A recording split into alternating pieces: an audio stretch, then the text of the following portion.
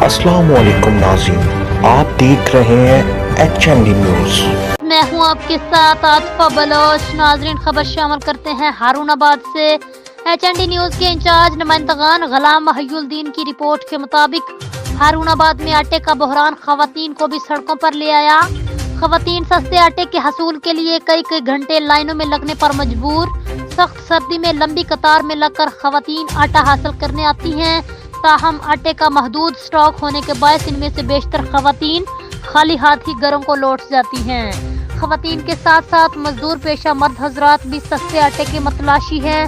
ताहम सस्ता आटा आसानी से नहीं मिल रहा, जिस पर मजदूर भी परेशानी से दो चार हैं। आटे के हसूल के लिए आए मर्द और खवातीन ने मीडिया से गुफ्तगू करते हुए कहा कि सख्त सर्दी और धुंध में भी हम आटा पॉइंट्स पर आते हैं मगर आटा नहीं मिलता।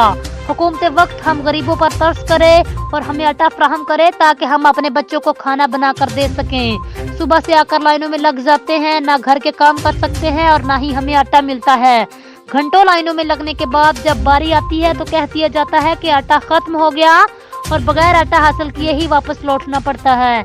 जबकि मर्द हजरात का कहना था कि अपनी मजदूरी छोड़कर आटा लेने आते हैं लेकिन हमें आटा नहीं मिलता, अपनी मजदूरी से भी हाथ धो बैठते हैं और आटा भी नहीं मिलता।